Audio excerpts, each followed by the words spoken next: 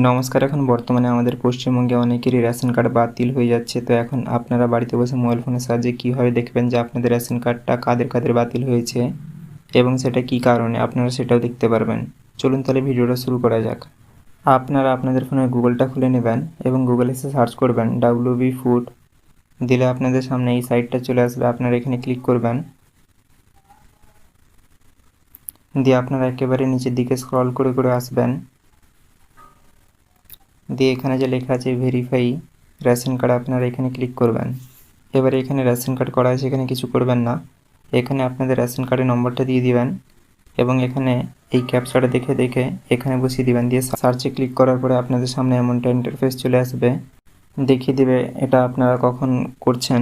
যেমন আমি আজকের ভিডিওটা এখনই করলাম এবং এখানে কার্ডের ক্যাটাগরি, কার্ডটা যার নামে তার নাম, তার গার্ডিয়ানের নাম, বয়স, জেন্ডার, এখানে সকল কিছুই দেখিয়ে দিবে এবং ঠিকানা এবং ডিলারকে তার নাম, তারপর এখানে আধার কার্ডের নম্বর, মোবাইল নম্বর যদি লিঙ্ক থাকে সেটা দেখিয়ে দিবে এবং এখানে কার্ডের নম্বরটাও দেখিয়ে দিবে।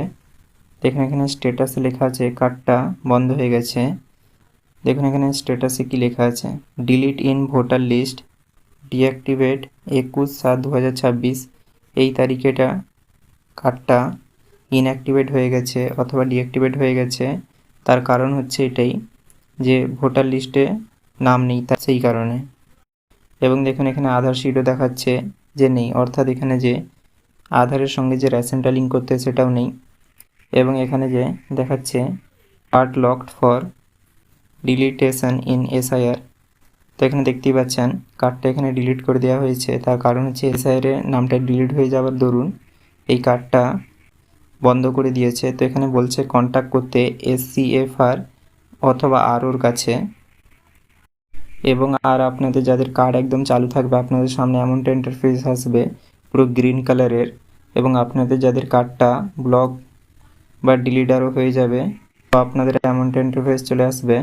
এবং এখন বর্তমানে যাদের ইনকাম বেশি, তো তাদের কার্ডটাও এখন বর্তমানে ডিলিট হয়ে যাচ্ছে অথবা ইনঅ্যাক্টিভেট হয়ে যাচ্ছে।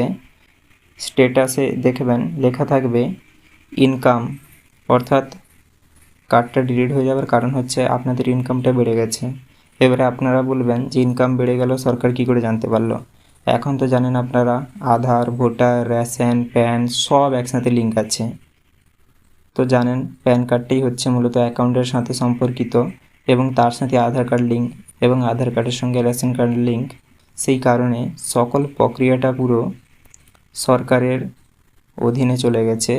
সরকার সবসময় নজরদারি করছে এই সকল জিনিসপত্রের উপরে, কার কত ইনকাম, কার ফ্যামিলিতে কতজন, যাবতীয় ডিটেলস এখন সরকার ট্র্যাক করছে।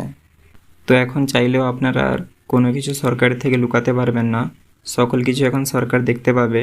কেন কি, যেহেতু সব কাগজপত্র একসাথে সব লিঙ্ক আছে সেই কারণে। আশা করি আপনারা সকল কিছু বুঝতে পেরেছেন। তাও যদি আপনাদের কোথাও কিছু বুঝতে অসুবিধা হয় সেটা আমাকে কমেন্টে জানাতে পারেন। এবং আপনাদের যদি ভিডিওটা ভালো লেগে থাকে তাহলে লাইক এবং সাবস্ক্রাইব করতে ভুলবেন না। এবং আপনারা যারা ফেসবুক থেকে ভিডিওটা দেখছেন পেজটাকে ফলো এবং লাইক করতে ভুলবেন না।